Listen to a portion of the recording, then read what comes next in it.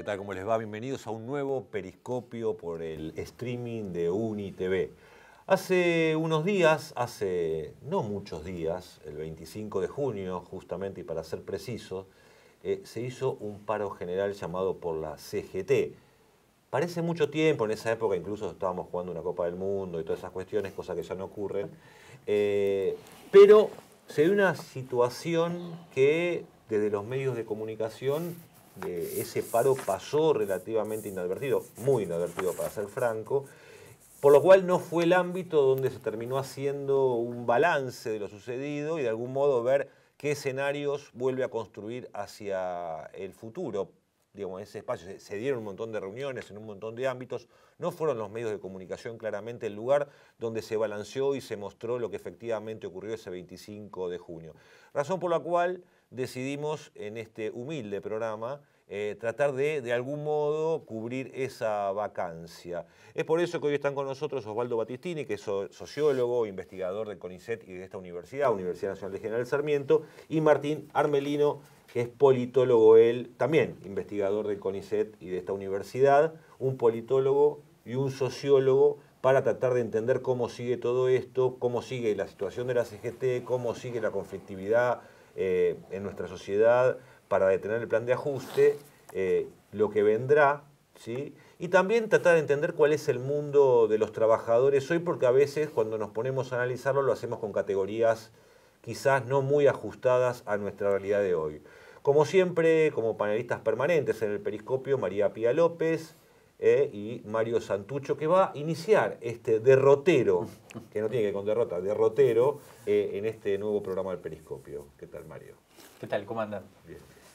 Bueno, sí, un poco el tema a tratar de pensar juntos, de desplegar y de desmenuzar es lo que decías vos, ¿no?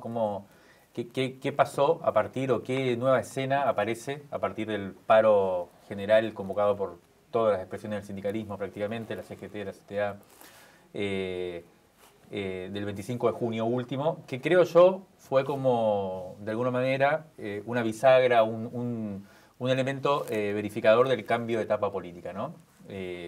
Posterior a la crisis fortísima, ¿no?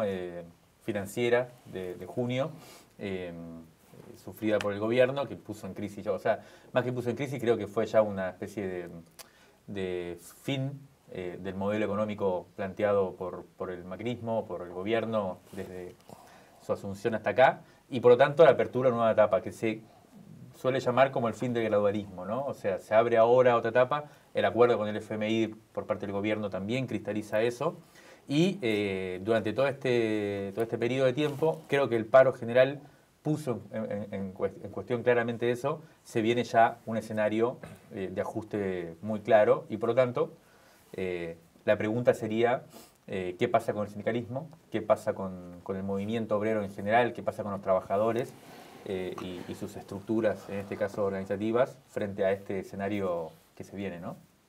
¿Pía? Sí, me parece que, tal como lo planteaste vos y Mario, estamos en un escenario donde si hay un plan de ajuste, uno tiende a pensar que hay niveles de conflictividad social frente a ese ajuste y una conflictividad social que se viene expresando, por lo menos con mucha fuerza, desde diciembre del año anterior frente a la reforma previsional. Ahí durante todos estos meses el sindicalismo quedó un poco a destiempo con la conflictividad social, por momentos participando incluso con el enfrentamiento a la reforma previsional y por otros momentos retaseando el participar activamente en la conducción de los conflictos. Bueno, después del paro me parece que la pregunta que nos queda no es solo eso, cómo afecta respecto de los vínculos con las clases dominantes y con el gobierno, sino también si se repone algo de las conducciones tradicionales del sindicalismo en relación a un mapa muchísimo más amplio de conflictividad social, ¿no? O si esa conflictividad seguirá teniendo formas más episódicas, más autonomizadas, más heterogéneas de aparecer en la calle, ¿no? A veces pareciera que durante el mes anterior hubo un paro de tenedores de Levax que dijeron nos bajamos de la bicicleta, ahora vamos a por nuestros dólares. Podría haber sido un paro general de algún modo de esos tenedores de Levax y un mes después hay un paro general de los trabajadores. Osvaldo, ¿qué balance, cómo lo ves? ¿Qué incidencia, qué estuviste pensando vos en estos últimos días después del 25 de junio con respecto a este asunto? Vos hace un ratito decías, pasó mucho tiempo, digo, me parece que es recién tiempo. y no es tanto tiempo. 10 Lo que pasa días. es que los tiempos se van acelerando cada vez más, todo cada vez más rápido, ¿no? En principio, el paro fue importante, digamos, en algún sentido contundente. Uno salía a la calle y parecía un domingo, digamos. Estaban las plazas llenas. Debía haber una plaza llena, pero estaban las plazas llenas de gente disfrutando de ese... Porque fue un paro sin movilización. Sí, exactamente, fue un paro sin movilización. Y yo creo que hay que diferenciar quiénes pararon y cómo pararon también ahí adentro, digamos, ¿no? A mí me parece que es un paro convocado más por las bases, convocado más por la población, que es un paro convocado por todas las organizaciones sindicales, más allá de las CTA, más allá de los movimientos sociales, más allá de los sindicatos opuestos al modelo del gobierno, como la Corriente Federal, etc. Hay sindicatos que hicieron una declaración de fe respecto del paro, que hicieron mímica, digamos, ¿no? Yo veía a los grandes comercios abiertos, los supermercados abiertos, en el Estado, UPCN creo que no hizo más que la declaración, digamos, gastronómicos tampoco paró. Esto da cuenta de algo que pasa adentro, o una división importante adentro de la central sindical mayoritaria, digamos, ¿no?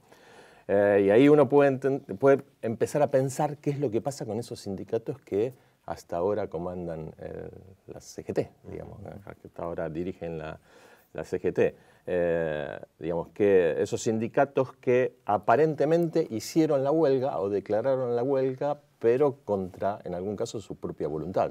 A mí me da la impresión que contra su propia voluntad y que tenían más interés en seguir negociando que en hacer la huelga. Como decía antes, la huelga es lo que no le quedaba otro camino que hacer la huelga en ese momento. Y uno podría, en ese caso, analizar qué es lo que piensan esos sindicalistas. A mí me da la impresión, no es desde ahora, sino desde hace mucho tiempo, que esa dirigencia sindical está más cercana identitariamente, con todas las contradicciones que hay, a los empresarios y hoy al gobierno, porque son lo mismo, que a los propios trabajadores. Creo que no conocen a los trabajadores. No conocen lo que pasa en la base, digamos. No los conocen, no saben qué piensan, no saben de qué trabajan, no saben qué necesitan, no saben ni cuáles son las ideas que tienen esos trabajadores, y porque hace años que no van a la fábrica. Digo, la fábrica, como podría decir cualquier empresa. Puedo contar situaciones particulares donde algún dirigente sindical dijo, bueno, algún día tendríamos que volver a la fábrica, digamos, ¿no? Ante lo mismo que planteaban los delegados de base. Digo, esos dirigentes sindicales se pueden parecer en sus ideas y pensamiento al sector empresario o adoptar, como digo, se pueden parecer inclusive adoptar los pensamientos o los análisis del sector empresario o los diagnósticos del sector empresario. En algunos casos pueden llegar a preferir alimentar la productividad vía bajar los costos laborales o la flexibilización laboral para permitir el desarrollo de las empresas en este momento, más que seguir los intereses de los trabajadores. Ahí, de algún modo, lo decís vos también, hubo una presión desde poner la fecha, ¿no es cierto?, hasta una presión también social de los sectores asalariados de que efectivamente tomar una posición, luego que el sector del campo guardó los granos para no exportar hasta después de la evaluación, esto que decíamos de los paros de los tenedores de Levac que fueron a cambiar los dólares y generaron un despiporre, disculpen la palabra despiporre, pero impresionante. No sé si está autorizada por el diccionario de la Real Academia. Pero bueno, claro. Está claro que en algún momento medio que de maduro que eso tenía que pasar, incluso más allá de lo que pensaran algunos dirigentes sindicales. Eso en el plano social, digamos, en cómo se viene dando esta argamasa de discusión de un gobierno cuya gobernabilidad entra en un terreno aparentemente pantanoso, con distintos actores, dentro de los cuales también aparecen los trabajadores, plantándose de algún modo. Martín, ¿cómo lo ves vos? Bueno, me parece que uno de los escenarios que se están repitiendo desde hace ya más de un año es el de una conflictividad mayor y diversa, conflictividad que tiene ciertos niveles de solidaridad y de vinculación y de intentos de una organicidad un poco más amplia para tratar de darle cierto horizonte a esa diversidad. Pero al mismo tiempo hay una dinámica que lleva a estos distintos actores a establecer negociaciones puntuales y directas con distintos organismos y oficinas del gobierno y del Estado, básicamente. Entonces, eso también lleva a que en un contexto de mayor conflictividad y con reivindicaciones distintas por las cuales luchar, haya como distintas velocidades en torno a la forma de poder coagular esas distintas luchas, ¿no? Hasta ahora me parece que se le pide a la CGT que encabece esa organización o que lidere de alguna manera esos distintos frentes de lucha y de reivindicaciones, y me parece que ahí hay un punto de quiebre importante en estos últimos años con respecto al pasado, con respecto a hace 20 o 30 años. Por ejemplo. No, me refiero a eso, a que la CGT representa básicamente a los trabajadores organizados en sindicatos que están dentro del mercado formal de trabajo y que tienen una estructura de reivindicaciones y de instituciones que de alguna manera organizan sus reclamos y demandas de determinada forma, pero hay todo un sector cada vez más amplio y, repito, diverso, que carece de ese tipo de organización, carece del tipo de fortaleza para llevar adelante sus reclamos y que tiene además otras preocupaciones. Entonces, esperar a que la CGT sea aquella locomotora que traccione a esas otras experiencias, me parece que ahí tenemos una de las principales, no sé si debilidades, pero al menos interrogantes, porque no es lo mismo un trabajador desocupado o subocupado o informal que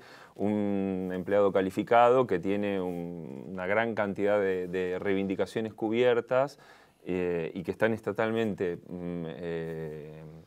cubiertas, aun cuando no tengan según el momento del año, supongamos por ejemplo con la discusión salarial, que puede ser más o menos o mejor, ¿no? Pero ese tipo de reivindicaciones no lleva al conjunto de esos otros actores y es ahí donde quizás haya una dificultad para vincularse y dejar a la CGT como liderando esa lucha. Lo que pasa es que ahí tendríamos un escenario donde hay múltiples conflictividades, ¿no? Que a veces tendemos a decir que como si fueran la misma, enfrentar al plan de ajuste de gobierno, y en realidad cuando se desmenuzan, y eso hace también a la heterogeneidad compleja del mundo sindical, son distintas, porque hay un plano de la conflictividad que va a ser la discusión de la reapertura de paritarias en todos los gremios, incluso aquellos que cerraron en 15% en el escenario inflacionario y de cambio de las condiciones económicas, va a haber una presión por abajo para reabrir paritarias. Y ahí es difícil. De hecho, ya están reabiertas. Están reabiertas. Perdón, del 15 al 25. Claro, y los sindicatos que pueden ser remisos a un paro general y una movilización general, es más difícil que sean remisos a atender ese otro plano de la conflictividad, ¿no? Y sin embargo no sería el plano de la conflictividad que es más claramente politizable en el sentido de una confrontación con el gobierno, ¿no? Me parece que esos dos planos están todo el tiempo, esos dos y varios más, jugando en este mapa, ¿no? Sí, por eso yo creo que la verdad que en ese sentido el paro yo creo que fue como una especie de momento como si se volviera transparente que lo que viene va a ser un conflicto social, yo creo, muy claro, en donde incluso el gobierno mismo leyó al paro diciendo, bueno, entonces ahora nosotros vamos a hacer el ajuste y no vamos a buscar acuerdo. También el paro tracciona de alguna manera la lógica del PJ, del peronismo, respecto del gobierno. O sea, en ese sentido es una señal muy fuerte hacia el sistema político, ¿no? Es una información que circula y creo que ha tenido efectos en ese sentido. Pero creo que entonces habría que pensarlo en los dos planos. Uno, lo que se viene diciendo, que es cómo juega esta reacción de la CGT y este paro y estos actores respecto a un mundo mucho más complejo y heterogéneo y múltiple de la clase obrera y del movimiento trabajador, que es una gran discusión. Yo creo que ahí estoy de acuerdo. O sea, la CGT puede ser como la aristocracia o el sector más integrado y también puede ser pensado como la retaguardia en lugar de la vanguardia. Claramente es así. El hecho que haya parado, que se haya tenido que ver obligado a parar, es un signo muy claro del momento que vivimos. Entonces, pero también, como decía Pía, o sea, es el último que reacciona en todo caso. Tenemos que pensar que va a ser así. Primero fue lo de diciembre, ¿no? Que fue en torno a la cuestión de los jubilados, y creo que el que inició ese movimiento fue más bien el sector más precario de la clase trabajadora, que en este caso está organizado en torno a la CETEP, a la Confederación de Trabajadores de la Economía Popular. Después un sector de la CGT participó, pero como se decía, calculando mucho. Y después vino todo el movimiento de mujeres también, durante todo el año, que también es un sector hoy de la clase trabajadora muy dinámico, muy activo, y que también está influenciando sobre todo la discusión de una manera muy fuerte, planteando con fuerza el paro desde el feminismo. Entonces, en ese sentido hay todo un plano de la discusión complejo que hay que ver cómo se resuelve, digamos. Y después, por otro lado, está la cuestión más política, que también, o sea, se viene un mapa de conflictividad tremendo. Osvaldo Battistini, ¿tienes algo para decir de lo que decía recién Mario? Sí, digamos, la realidad es muy compleja, como decían antes.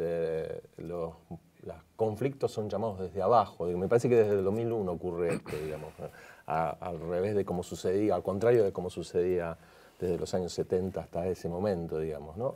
Pero más allá de eso, esta era una huelga general, y las huelgas generales el protagonismo lo tienen en algún sentido los sindicatos. Fue llamados de abajo, fueron obligados a salir, pero el peso político lo tenía la huelga gracias a que las organizaciones sindicales llamaron al paro, digamos. Me da la impresión de eso. Yo sobre eso justo quería intervenir antes también con esto. Si el llamado de la CGT tienen el poder político o el poder simbólico, un reclamo de que la CGT se llame CGT, quien de algún modo, digo para una parte importante de la población, ya no me importa qué sindicalistas, si son gordos, cómo piensan, si están más cerca de los empresarios, que el sello CGT convoque un paro, habilita que un montón de gente diga, bueno, ahí esto nos funciona como paraguas a todos y ahí vamos. Bueno, me da la impresión que el peso político es en dos direcciones. Para la CGT, y eso tiene peso político para el gobierno. Y hay peso político en la cantidad de gente o la contundencia del paro. Ese es otro peso político también hacia el gobierno y hacia la misma sociedad. Me da la impresión a mí, digo, qué sé yo, salimos a la calle y vemos un lunes, domingo, y eso a nosotros nos agrega algo en términos de cómo sigue nuestra actitud política. Nosotros también jugamos en política. A mí me parece que es en eso.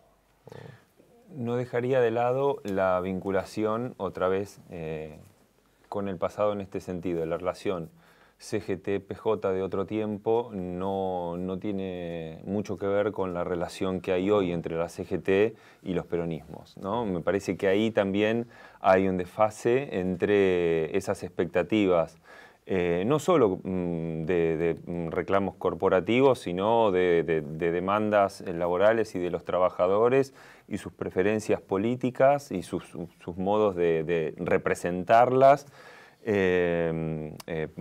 partidariamente, y cómo eso hoy está mucho más desestructurado y no hay horizontes muy claros. Se están reconstruyendo, ¿no? En ambos sentidos. Entonces eso también me parece que, nuevamente, como dice Osvaldo, se advierte en la calle, en las grandes ciudades, hay un parate importante, pero al mismo tiempo al día siguiente se reanuda la actividad, y me parece que la vinculación de otro tiempo que había entre esas expectativas laborales y políticas a mediano plazo que podían cambiar, hoy se manejan más en el corto plazo y por lo tanto es más difícil tratar de estructurar esos escenarios posibles de cambio en el que esa diversidad que hablábamos antes tiene mucho más peso, ¿no? Y que no está partidariamente organizada.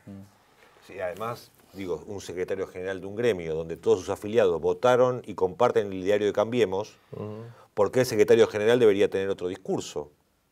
Digo, provocando en este sentido. Digo, porque efectivamente hay, supongo yo, agrupamientos de trabajadores que mayoritariamente, ideológicamente, escriben más a cierta lógica más liberal, por decirlo elegantemente, y porque uno pensaría que el secretario general debería no responder a sus bases. Es interesante. Yo no estoy tan seguro. No, es interesante y es un punto, porque yo creo que sí, ese sector que hoy está representado en la CGT, que es un sector de la clase obrera mucho más integrado, con salarios altos, que además tuvo una discusión fuerte con el kirchnerismo en su última etapa, sobre todo por el tema ganancias, ¿no? El tema del famoso impuesto a las ganancias, y otro tema que también es el de las obras sociales, que es siempre el argumento que tiene la zanahoria que tiene todo gobierno para disciplinar o cooptar al movimiento sindical. Ese sector es verdad que tuvo una ascripción muy fuerte al gobierno por las promesas que hicieron no cumplidas, por cierta identificación con una idea de modernización y de inscripción en el mundo tal y como se lo ve, ¿no? Como si eso fuera el ascenso social, que eso fuera como la consagración de un horizonte social interesante, la idea de, ser como el primer mundo, todo este relato.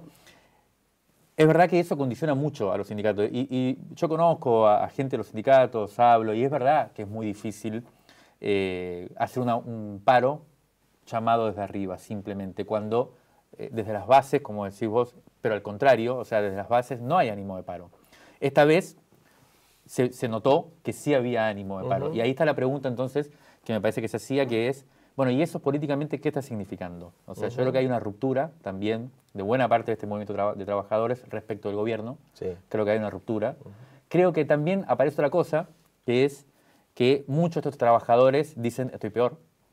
O sea, es verdad que estoy peor. Entonces empiezan a ya decir, ¿y de dónde? Otra de las cosas que aparecía, hablando en estos días con algunos sindicalistas y con gente que decían dos cosas respecto a lo que decía. Uno, que es un paro que por primera vez no solo tenía mucho sustento en las bases o venía de las bases, sino que además tenía eco en otra cantidad de gente que no necesariamente era la CGT. Por ejemplo, en comerciantes, mucha gente que se vio también involucrado en el paro y que está por fuera de las estructuras sindicales. Y lo otro que se decía es que el paro tan grande como con tanta repercusión, con tanto acatamiento, que se recuerda en el pasado inmediato, hay que remontarse a 2001, 2000, no me acuerdo cuándo fue lo de López Murphy, el intento de recorte, que fue un paro muy fuerte también, pero después de, principios de siglo, ¿no? Durante todo este siglo no hubo un paro como el que acaba de suceder el 25 de junio. Son señales muy potentes, ¿no? Para interpretar. Pero ahí por eso el gobierno muy rápidamente identifica, y creo con razón, es un paro político, ¿no? Porque cuando dices un paro político, está diciendo, es un paro que pone en juego algo que va más allá de un esquema de reivindicaciones formulable, ¿no? Y ahí yo quería retomar la comparación que hiciste hace un rato, Mario, con respecto al paro del 8 de marzo, ¿no? Porque me parece que pensar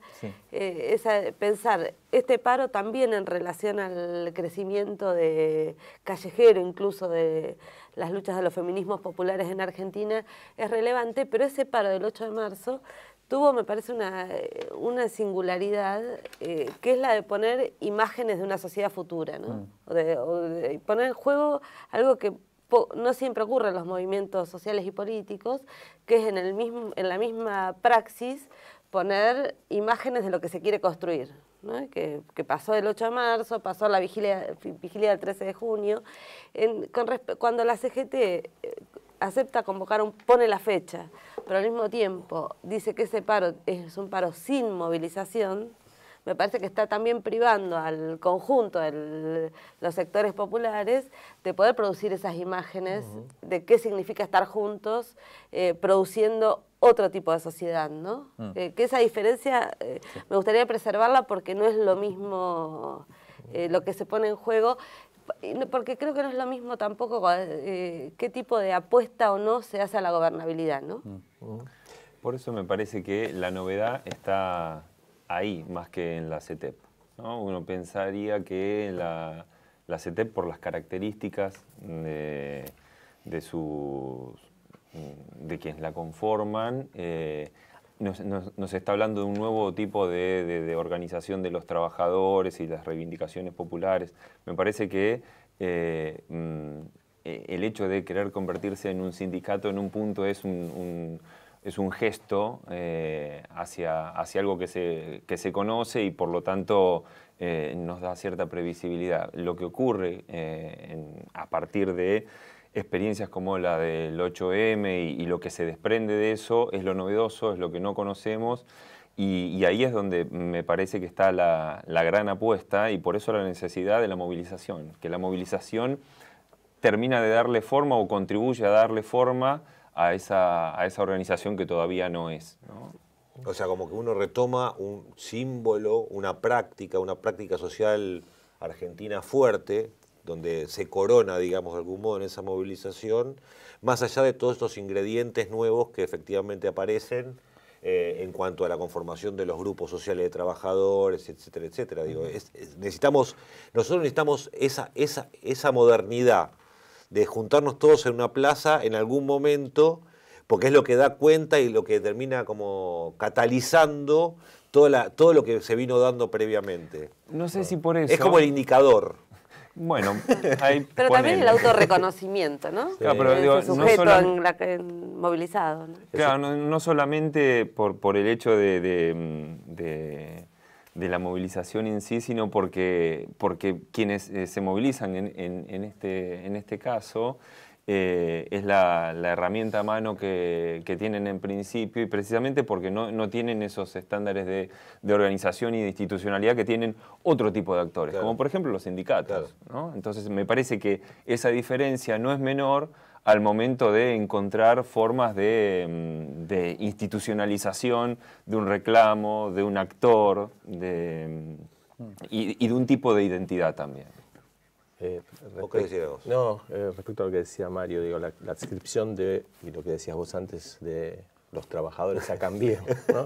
Creo que fue cierta y es una adscripción, creo que electoral, porque no es para toda la vida, digamos, ¿no? En algún momento se terminó y me parece que el 25 dio la pauta que se había terminado, digamos, ¿no? Porque los que pararon eran esos trabajadores de clase media, con salarios relativamente altos. Meritocráticos. Meritocráticos. Esos trabajadores pararon. Y eso se sintió en la calle. Y hay otros signos también que empiezan a aparecer, digamos. La clase media se empieza a acercar a la movilización, digamos.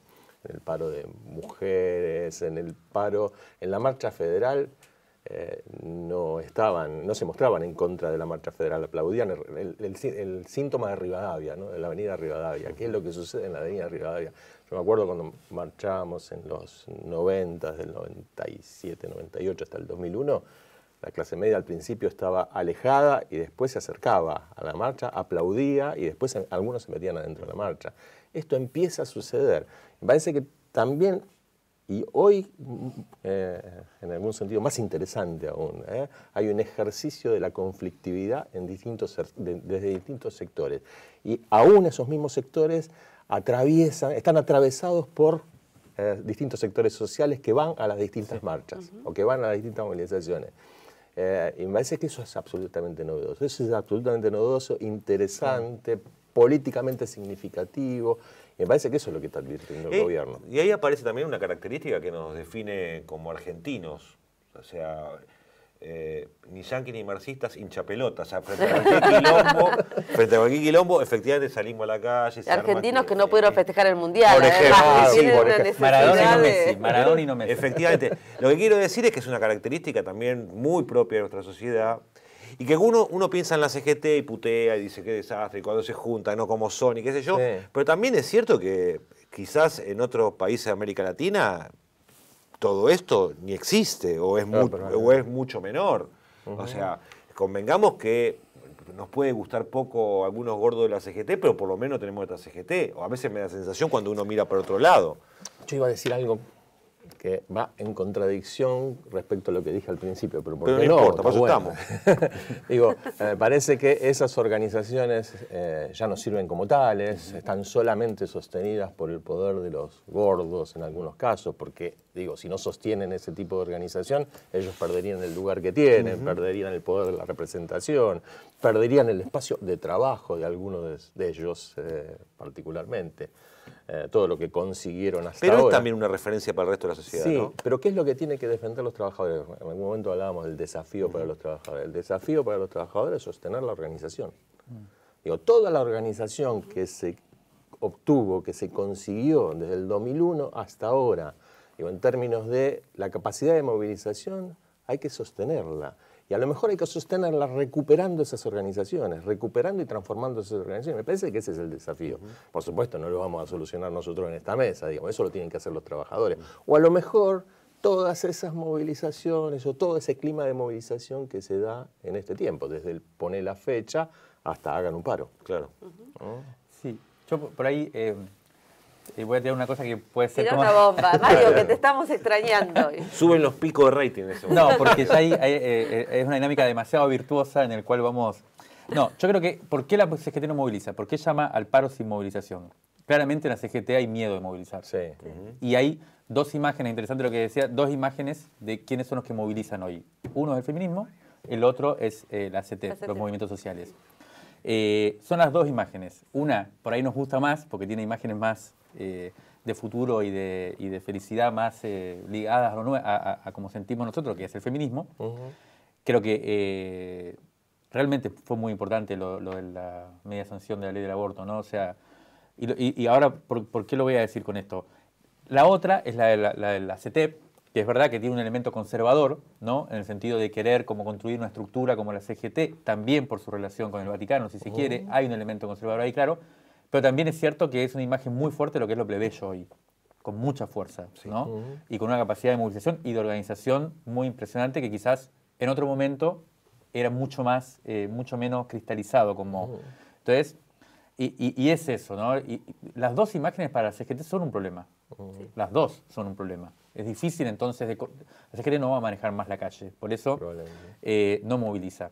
Ahora, hay otro argumento por el cual no moviliza que tiene que ver con esto, que es la posibilidad que se pudra, de verdad. Y eso yo creo que sí hay que tenerlo en cuenta, porque es la contracara de lo que nosotros reclamamos con la idea de la movilización y del encuentro callejero para producir un futuro, que es la represión, que puede venir y que va a venir. O sea, está claro que el gobierno va a reprimir y va a reprimir en serio. Entonces, ese es la contracara que me parece que hay que tener en cuenta, porque para cualquier organización hoy con cierto nivel de responsabilidad en la gobernabilidad, como es la CGT o pueden ser otras, también los partidos políticos, los parlamentos, va a ser un elemento fuerte en el cálculo, ¿no? Si van a sostener un nivel de movilización y de conflictividad tal que lleve incluso a un nivel de represión fuerte, o si no, o si van a tratar de pararlo de alguna manera y cómo. La posibilidad que se pudra no es solo por el miedo a la represión, sino también por tener la culpa, digamos, de que se pudra en términos de que la caída de la gobernabilidad sea, o la destrucción de la gobernabilidad sea tan grande que el gobierno esté obligado a salir, digamos, la culpa del peronismo siempre de que nosotros somos los que hacemos caer a los gobiernos. En muchas organizaciones sindicales y demás está fuerte este discurso. Además está la memoria de la dictadura, o sea, que es decir, bueno... además, está esta idea siempre que los que más la pagan son los compañeros de abajo, son los obreros y son los de los barrios, son los que más muertos aportan, el 2001, la dictadura. Entonces, es un elemento muy fuerte para tener en cuenta. La contracara de esto es que el nivel de movilización que hay desde diciembre hasta acá es también un anticuerpo muy fuerte para algo que es también, en todo caso, lo que puede sostener cualquier escalada represiva, que es esa idea que yo también creo que circula y que yo la relativizaría, que es que la sociedad se está derechizando mucho, se está volviendo cada vez más fascista. El hecho de que haya votado Macri es un elemento, los medios, bueno, cosas como la movilización del feminismo y demás, para mí son no sé si son un antídoto o un desconocimiento o una negación de esto. O sea, hay una fuerza muy grande también progresista, democrática, ¿no? De futuro. No, y ¿No será además también que hay sumamente diversa, discúlpame, también, pensando en la vigilia que hubo el mes pasado Sí, frente al Congreso, ¿no? Cuando allí había muchísima gente de a pie, y eso también es importante para pensar en relación con estos temas que estabas planteando, y que son sumamente delicados, y son sumamente delicados cuando hay pequeños grupos y organizaciones, pero también hay mucha gente que se siente movida a participar de, y para que pueda participar de, bueno, hay ciertas condiciones para que uno pueda sumarse a la calle y a esa vigilia que no terminó, y al margen de cómo sea el resultado de la votación en el Senado, habrá otras experiencias, otras luchas que se darán en el Parlamento, y ahí es un poco esto que venimos conversando. Cómo hay una permanente, hay un hábitus de la movilización, de la protesta, de la organización episódica, si cabe el término, para contribuir a o tratar de detener determinados escenarios, determinadas iniciativas que son muchas veces muy difíciles de sostener. Ahí, por lo que decía Mario, y lo voy a dejar para que lo debatamos en un momento, si no será que sean las dos cosas. Una parte de la sociedad se derechiza más y otra justamente se radicaliza hacia la derecha, por decirlo así, y otra parte de la sociedad se hace como más libertaria, por decirlo de algún modo. ¿Y cómo creen ustedes que sigue todo esto de acá? Yo sé que es difícil hacer futurología en Argentina porque estamos cortando clavos día a día prácticamente, pero el paro del 25, en proyección, ¿cómo se lo imaginan? No voy a decir que haga una predicción porque sería ridículo, pero ¿qué se imaginan de acá para adelante en tanto y en cuanto pudiera avanzar el gobierno con algún tipo de ajuste que está comprometido, pero hay que ver si efectivamente lo puede hacer? ¿Cómo lo ven? ¿Economía recesiva? A mí me parece que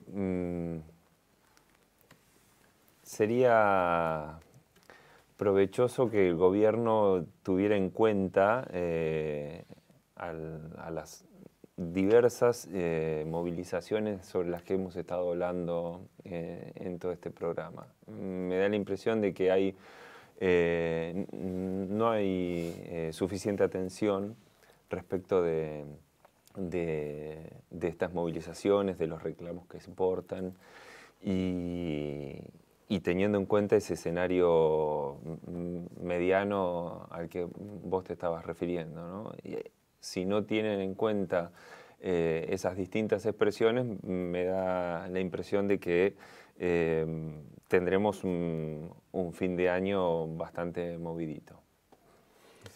En principio, creo que, de mi parte, creo que hay que esperar el 22 de agosto. Digamos. El 22 de agosto, en términos de lo que suceda con la CGT, es un partido importante, aceptando la metáfora futbolística, digamos. No es el partido final, o sea, no. Porque el 22 de agosto hay es el confederal donde se decide la conducción de la CGT, y ahí eso va a dar el pulso de para dónde va a girar la conflictividad, si la CGT va a determinar un plan de lucha, si la CGT va a seguir con esta posición ambigua. Me parece que es un momento interesante. Más allá de eso, yo creo que la conflictividad va a continuar, digamos. Ya estamos en la práctica de la conflictividad todo el tiempo. Y respecto a lo que decías antes, retomando eso, y doy toda esta vuelta para retomar eso, digo, me parece que por el lado de la población movilizada no hay tanto peligro de que se pudra todo. Hay más peligro de que se pudra todo del lado del gobierno que de la población movilizada. Digo, hay que tener en cuenta lo que sucedió en algunas marchas el año pasado, cuando creo que todos estuvimos, cuando reprimieron el día de la reforma previsional, cuando reprimieron el día de la marcha de los docentes o de todo el sector educativo, digamos. ¿Qué es lo que hacían las organizaciones? Las mismas organizaciones donde estábamos nosotros. Cuidarnos, digamos. Conducirnos para el lugar donde debíamos salir de mejor manera, digamos. No estaban agitando para destruir todo. Me parece que, como decía antes, la sociedad aprendió muchas cosas. Aprendió durante todo este tiempo, a organizarse de determinada manera, a convocarse, a presionar sobre las organizaciones para que las organizaciones sean las que, a su vez, convoquen masivamente a la organización, Y después a cuidarnos en las marchas, digamos, me parece, a organizar la marcha, digamos. Me parece que eso es importante también a tener en en estos cuenta. meses la imprudencia es por parte del gobierno, Sí, ¿no? totalmente. Digo, no solo en totalmente. términos represivos y manejo de la calle, sino también la imprudencia en la gestión de las Totalmente. variables económicas, Sí, sí. sociales, la apertura o no de diálogos. Sí. Digo, estamos ante una situación compleja donde hay un gobierno muy decidido a llevar al extremo... A que se pudra todo. A que se pudra todo, Sí. digamos. Y ahí es la impresión esa difícil de no entender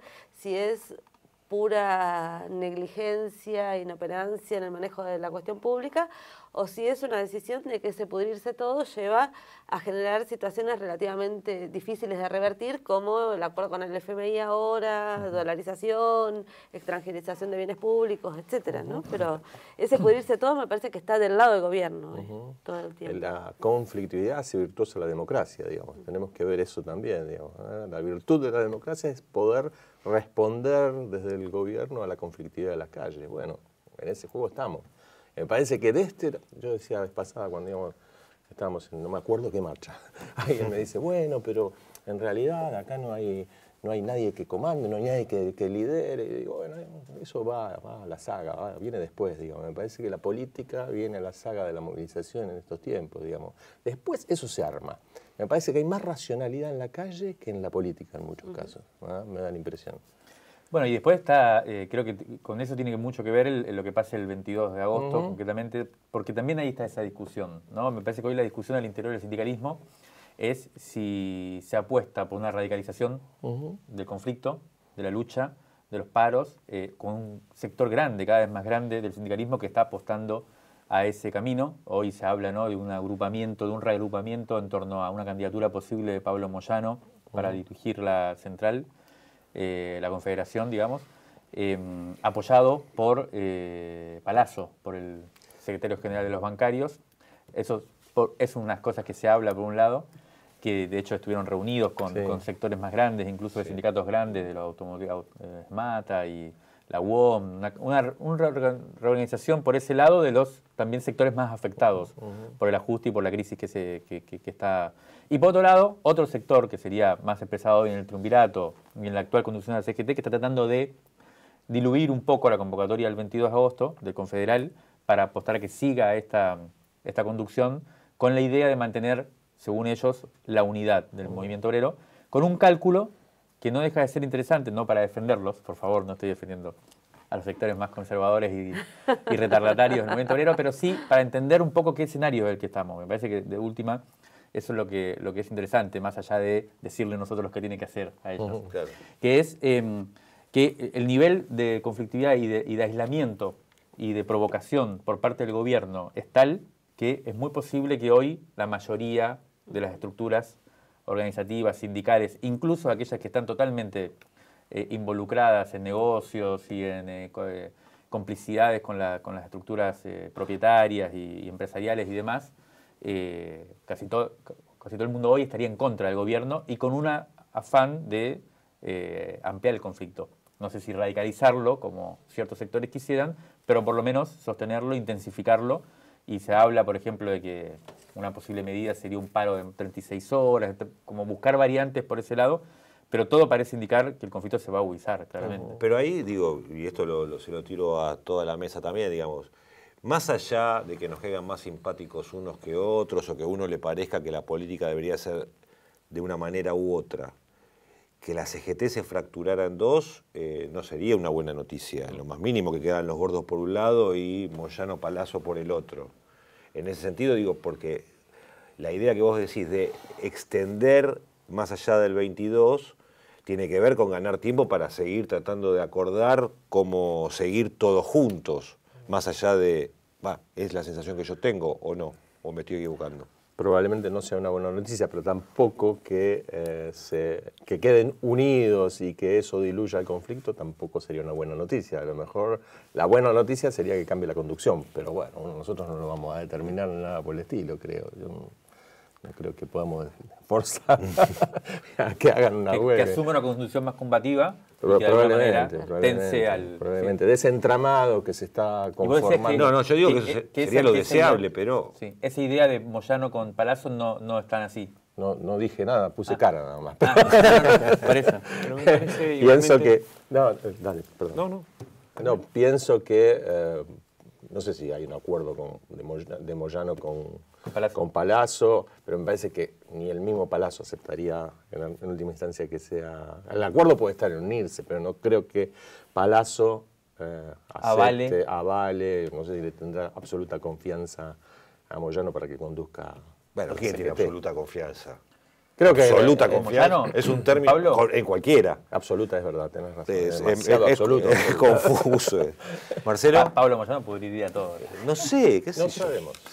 No, me parece que, de todos modos, el gobierno ha logrado, desde comienzos de 2016 para acá, negociar con los distintos actores y lograr individualizar y sectorializar las gestiones. Y eso es algo que, en este caso, el sindicalismo no ha podido rebatir. Eso por un lado. Por el otro, me parece que la nueva conducción o no de la CGT, insisto, es tan solo un aspecto. Me parece que otro aspecto es el que involucra a otra gran cantidad de actores heterogéneos, y en todo caso el desafío para esa nueva conducción sería cómo contribuir a solidarizarse y fortalecer ese espacio de lucha dispersa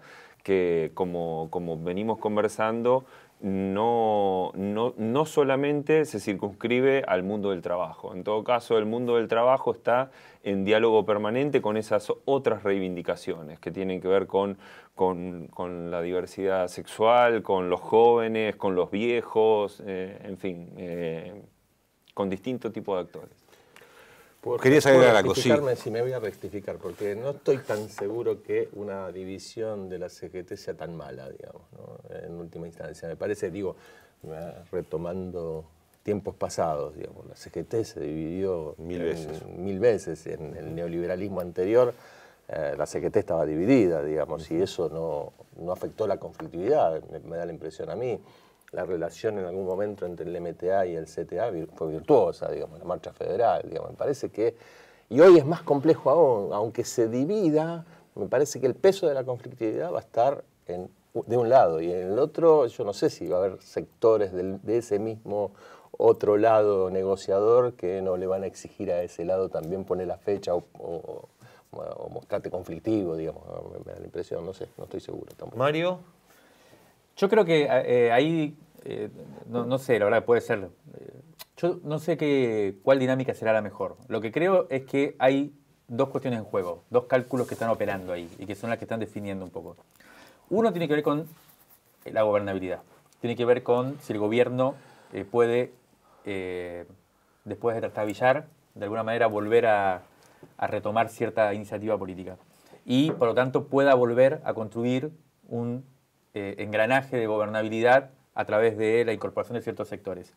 Si ese es uno de los cálculos, que se divida la CGT, puede ser negativo, porque hay un sector que va a quedar inserto en la gobernabilidad. La idea de que no se divida la CGT ahora, que evidentemente el conflicto es inevitable, es que incluso los gordos estén del lado opositor. Y entonces el gobierno va a quedar muy menguado, muy... Eso por un lado. También uno puede decir, bueno, no, pero entonces te va a impedir que se radicalice la lucha, y eso es deseable. Es verdad, también por otro lado, sobre todo si se quiere pensar en una alternativa política, que es la otra discusión. Claro. Para que surja una alternativa política, tiene que haber una dinámica de movilización, de conflictividad, tiene que haber construcción de nuevas ideas, tiene que haber nuevos sujetos. Entonces, bueno, pero eso es, por un lado, eso es para mí una discusión muy importante.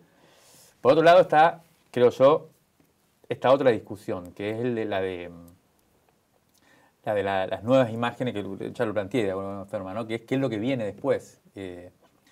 Y ahí sí me parece que entra a jugar, pero ahí también creo que hay un cálculo importante, y que creo que es lo que no se dice del todo, y que no entra dentro de esta lógica de radicalización o no, que es cómo se puede pensar una recomposición real, estratégica del trabajo, del movimiento trabajador. O sea, ya no tanto como un sector puede dirigir o no a la CGT, sino cómo se puede pensar en dinámicas políticas, en programas. Hay gente que habla de programas, en ideas de movilización, en ideas de futuro que ya puedan como empezar a recomponer a la clase trabajadora. O sea, una conducción que realmente pueda... Y ahí hay discusiones que no se están dando tampoco y que son muy importantes. Yo creo que no se están dando, que es qué lugar ocupa el trabajo en la sociedad, toda esta idea del fin del trabajo, no fin del trabajo, si el sentido hoy social se produce en torno al trabajo o no. Eso es otra cosa que viene a traer, yo creo que tanto el feminismo como la economía popular viene a traer otra idea. Si el trabajo es asalariado, si el trabajo es igual a forma asalariada o no, si el monotributismo viene a plantear otra idea. Bueno, todo eso es una discusión que creo que ya no tiene que ver tanto o solo con la conflictividad, sino que tiene que ver con un nivel de recomposición de la clase obrera de otro tipo, en donde ya hay que pensar una cosa más a largo plazo. Más sí, ahí lo que pasa, digo, para ir cerrando, digo, es los salarios que se están bajando en este momento son los salarios asalariados. Los salarios no pago, el trabajo no pago, ya no estaba pago, o sea, eso no lo pero también ahí hay un ajuste tremendo. Sí, la inflación golpea con todo. Con todo. Pero bueno, seguiremos charlando de estas cuestiones. La idea del día de hoy era charlar qué había pasado con el paro de la CGT, que no tuvo quizás el debate que ameritaba en algún momento. ¿Qué pasó? Pasaron muchas cosas, obviamente. ¿Y cómo será nuestro futuro en un gobierno líquido, ¿no es cierto? Que da la sensación de que todo el tiempo está por pasar algo tremendo y a lo mejor está pasando y ya no nos acostumbramos y no nos dimos cuenta de las cosas tremendas que van pasando día a día. Quiero agradecer a Osvaldo Battistini y a Martín Armelino que hayan estado hoy aquí con nosotros aquí en Periscopio y nos encontraremos próximamente, nuevamente en este lugar. Podremos conectarnos nuevamente a través de Facebook Live y tendremos otro programa para seguir charlando sobre los temas que nos recontra preocupan. Nos encontramos la semana que viene. Chao.